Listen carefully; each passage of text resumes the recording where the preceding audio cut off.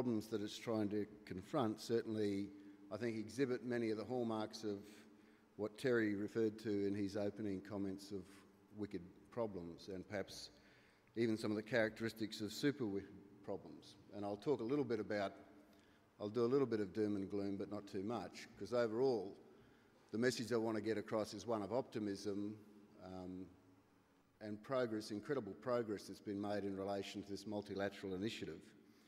Then I just want to talk a little bit about how best Australia can engage in this initiative, and by Australia I don't just mean the Australian government, I mean Australia in the broader sense.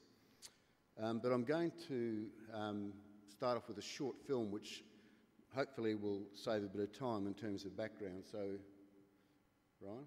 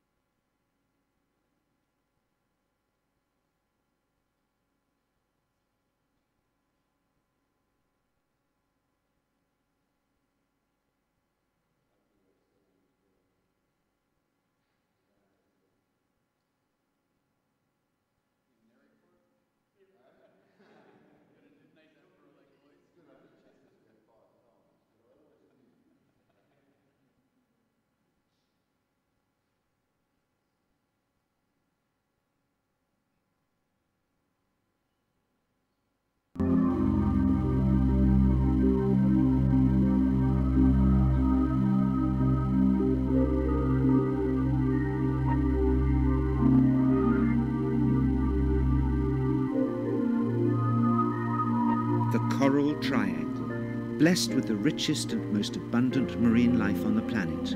It is unique. It is like nowhere else on Earth.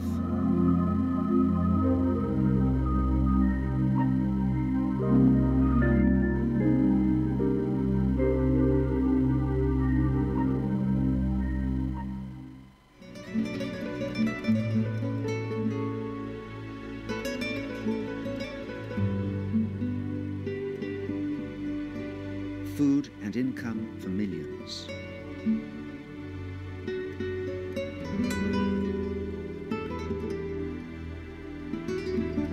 One of the world's most important sources of tuna.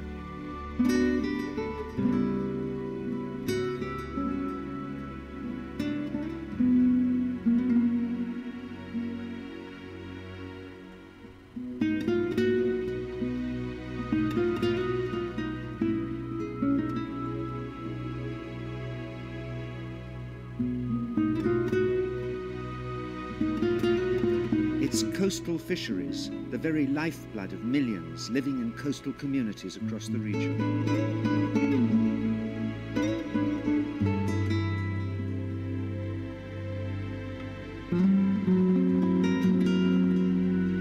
In more recent years, marine-based tourism is becoming a powerful engine of economic growth, providing a new source of livelihoods and income. But sadly, the threats to these precious resources are growing. Overfishing,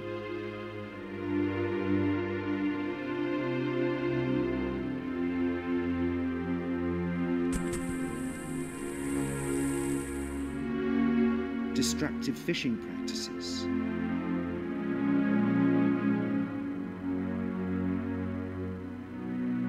unintended bycatch of threatened species,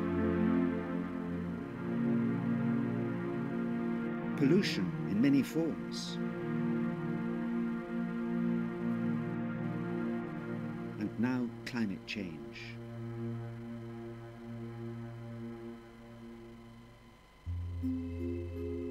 But there is reason for hope, because change is possible.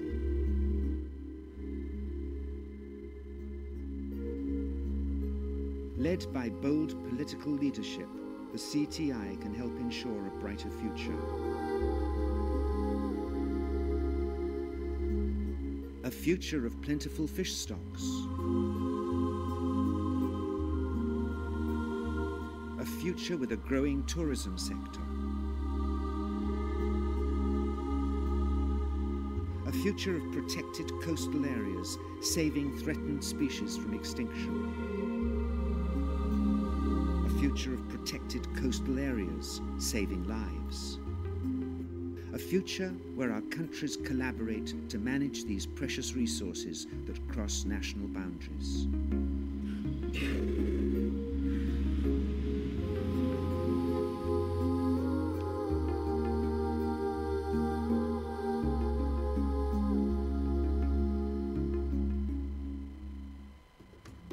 It started with an idea by President Yudhoyono of Indonesia.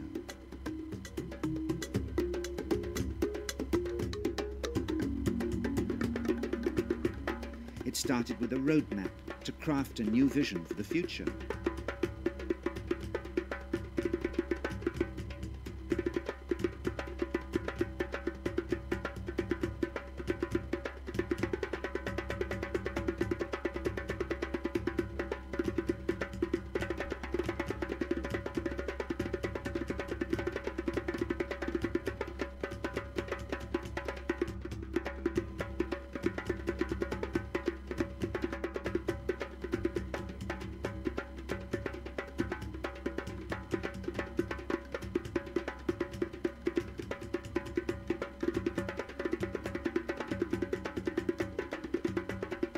And now in Manado, at a summit meeting of leaders, the Coral Triangle Initiative will be launched and a new chapter begins.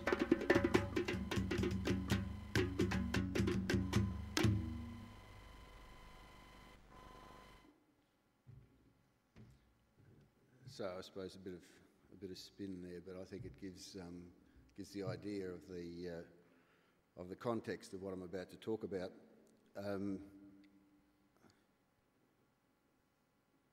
Other speakers here have spoken about the threats and the problems, and it's very hard, when you're up there and see things firsthand and realise that 150 million people are dependent on essentially what comes out of those coastal and marine resources of the Coral Triangle.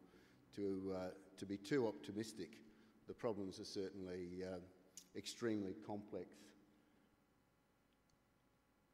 I just wanted to use a couple of examples, and the point I'm trying to make here is the issues of the Coral Triangle are Australia's issues. We are connected into the Coral Triangle. Politically, we may not be one of the 6 countries, although we are one of the key partner countries together with the USA. But I've just got a couple of slides here that I want to use to show. This is the live fish trade, which has been in place now. I can certainly remember when it started in Queensland in about 95 when I was with Queensland Fisheries, and how quickly it escalated there. I haven't got a lot of science behind that, but I'll bet that's not sustainable in any way, shape or form, given the sedentary species and the limited areas. In fact, I'm one of the people who keep saying that I'm not sure it's sustainable in the Great Barrier Reef, the live reef fish trade, as it presently exists, because our data sets are so small. And many people said that it would come in addition to the fillet trade, come instead of the fillet trade and replace the fillet trade, but in fact what it is in addition to the existing levels of catch. But you can see quite a dramatic increase in those exports into Hong Kong. And this is a slide that is courtesy of Jeffrey Muldoon from WWF, which just shows the nature of this fishery. This is its spread over the years in Indonesia, and this is how it's contracted now in more later years. So those other areas are no longer, that were once in production, are no longer economically valid in terms of the live fish trade, but it shifts and adapts. And now I'm just going to run through a few slides that I know that Mark Meekham ran through yesterday, so it's a bit repetitive, but again, it's to make the point that the issues, particularly of overexploitation that occur in the Coral Triangle to our north, are really ours. So I wasn't watching then. Did that roll and show the increasing incidents? I missed it. I blinked.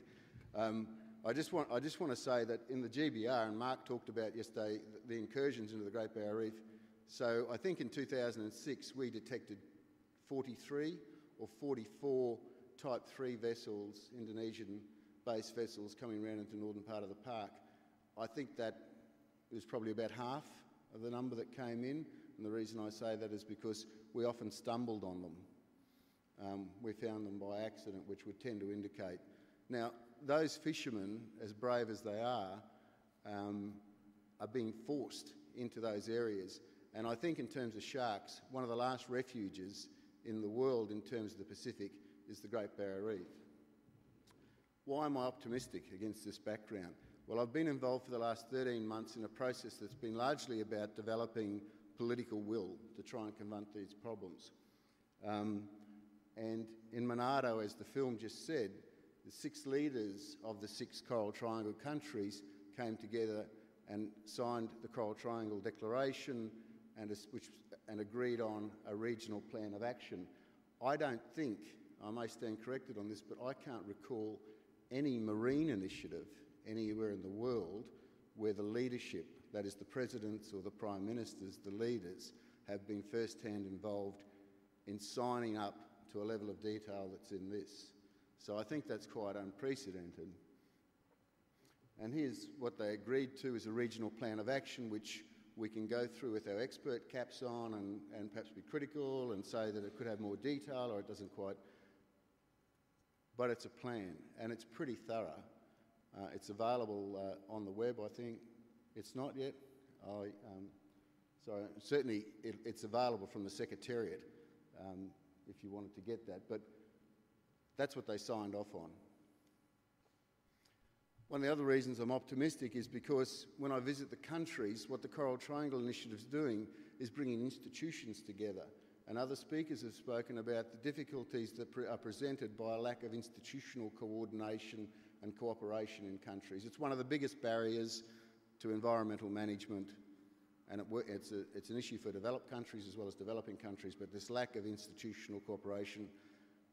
In countries such as the Solomons and Papua New Guinea, we're seeing departments of environment working with national fisheries authorities, with prime ministers and cabinet, with Department of Finance, under this umbrella of the Coral Triangle, and that's relatively unprecedented too, unfortunately. Another reason for optimism is because we've got this consortium of the world's largest NGOs, conservation NGOs, the Nature Conservancy, WWF, and Conservation International, which have a broad network of practitioners, policymakers, lobbyists, advocates throughout the Coral Triangle region, and they have come together to cooperate again in an unprecedented fashion on dealing with the issues of the Coral Triangle. There's money around, which is so critically important to dealing with these problems. It's nowhere near enough at this stage, but there's a lot of donor interest now, particularly post-Monado, and I know of a few governments that are carefully looking at how they can contribute substantive amounts of money, and I include in that Japan, France and Germany are the ones that I'm most aware of that, other than the US and Australia, who are foundation partners in it. So the ADB has a program. There's quite a lot of the large foundations in the US are looking closely at it, and the countries are putting money into supporting it as well. There's a global network of partners which is evolving and spans every continent, which are coming together to try and help support the Coral Triangle Initiative and the CT6. And this is, I think, you know, at this stage, you have to remember that, and I was at the first meeting of the Coral Triangle Initiative when it kicked off in Bali in December 2007 at the Climate Change Conference in Bali. It's just over 18 months ago. And in that time, we've gone from essentially an idea of leadership idea that President Yudhoyono had to the sorts of results that I've talked about today. And it's been amazing to be part of that process and watch it, because it's come up against some pretty tough issues, and it's reminded me of a sort of a multi-sided wheel, if you like. Just when you think it's stuck and it's not going to go forward and tuna's going to bring it undone, the multi-billion-dollar, or whether we include EEZs or parts of EEZs is going to bring it all undone. They go into closed meetings and they negotiate hard and with great maturity and great intensity, and it moves forward. And I think that's just been remarkable to watch that occur. Okay, so here now is some ideas on what I think is quite critical in terms of the Coral Triangle. It's at that, I don't want to use that cliche, a tipping point. It's got a lot of momentum, but there's a lot of work to do in terms of addressing the very real problems that other speakers have spoke about. I think one of the things that needs to happen is that we really need to broaden, or the Coral Triangle Initiative and the countries need to broaden the institutional and the political engagement. They've got a very good base there now to work from, and I think the more we can globalise the issues of the Coral Triangle and support for the initiative, the better it'll be. There's many people involved in the Coral Triangle Initiative, the 6 countries, the partners, range of individuals. It's really time to focus on getting some improved coordination. The Secretariat, which is probably going to be based in Indonesia, hosted by Indonesia, can take on some of that role. But just as critically as the countries getting their coordination mechanisms together is the partners. And I include in that institutions from around the world, and particularly Australia, that get involved in the Coral Triangle. Each of the countries is putting together their national plans of action, which will be their priorities that they want to see addressed under the Coral Triangle Initiative. That's critical that those national plans come into place as quickly as possible and developed as quickly as possible. If we lose too much momentum here, then I think that's dangerous. And of course, the issue of harnessing of global financing, which takes work and effort, and certainly the Coral Triangle countries need assistance here. Why do I think Australia needs to be involved? Well, we are involved, and the Australian government was one of the foundation partners, and you might have saw in that film Minister Garrett from the Department of Environment, that was actually in Papua New Guinea at the ministerial meeting. It's been quite active and supportive. But just on the slide there, I set out things that are really fairly obvious, but the problems, as I said, of the Coral Triangle are our problems. We have a Prime Minister and a government that has a broad agenda of engagement in the region, improving our engagement. I think the Coral Triangle Initiative offers a wonderful, let me call it soft, avenue for Australia to improve its regional engagement. And as a colleague of mine often says to me, and we're being invited to. And we're being invited to. And that's very important. There's the issues, obviously, of transboundary stocks and so forth, and the slides that I missed about the type 3s and the fishing. They're very real issues that we need to be involved in. But what interests me most on this is how do we do it? I mean, I think it's a no-brainer that we need. It's a wonderful opportunity, and in fact a necessity. It's not just an opportunity; it's a necessity for us to be involved. I think Australia's got some particularly, and we've seen some particular strengths, and we've seen some of those over the last few days, obviously. But also we can help politically in international forums. Our government, by supporting the CT6 in their discussions with financing institutions, major donors, GEF funding, ADB as a bank, Australia, can have significant influence there. I think Australia can move. Australia puts about, Donna Petrenko knows this better than I do, but about over $1.3 billion goes into the Coral Triangle. From what I can tell, only a small amount of that goes into coastal and marine. And not surprisingly, a lot of it's dealing with health and infant mortality and, education issues. But I think there's real potential need for us to align a greater component of that funding towards dealing with these problems of coastal and marine. And because we're such terrestrial beings, we often have trouble translating to policymakers and politicians the importance of coastal and marine resources.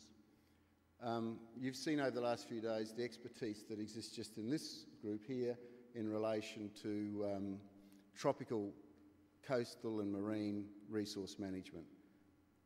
We have a competitive surplus, if you like, in science and research, And as Simon and other speakers have pointed out, the issues are very different to what we have on the GBR, but nevertheless, a lot of our knowledge is applicable and could be made applicable. Where can Australia most make a difference? For mine, after my work in this area, I can't escape the issue of capacity building, and many of the meetings it also comes up. These countries want to manage these problems. They've said politically, we want to manage them. Help us develop the capacity. Simon spoke about education. Where Australia can most make a difference is help those countries develop their capacity to deal with these issues, and we can do it, I think, better than anyone else, as long as we listen to the needs of the countries and our priorities align with those. And I just want to finish, obviously, I've had this conversation with Minister Garrett. I think the most pressing needs and where we have the most to offer is in relation to Papua New Guinea, Solomon Islands and Timor-Leste. He, of course, comes back to me and says Indonesia is of such critical importance to Australia's regional engagement, and I accept that. But in terms of technical capacity building, that would be my priority. I just want to finish then, before leaving, with the comment that with capacity building, the Coral Triangle is littered with failed attempts at capacity building in coastal and marine. There's some very good examples. I can't go past Gary Russ and the work that he and Angela Alcala have done on UPO there. And I ask myself, what makes these ones that are successful, what are the trademarks of it? And I come back to longevity and consistency, what I call the Jesuit effect. You've got to be there for the long term. And you've got to build that relationship and the trust, and you've got to come back, and there is no 1 year, 2 year, 3 year fix. It's 5 years, 10 years, 15 years. So when we're developing our programs in our thinking, in terms of the Coral Triangle Initiative and the wicked problems that it has, we need to do it in that sort of time frame. Thank you.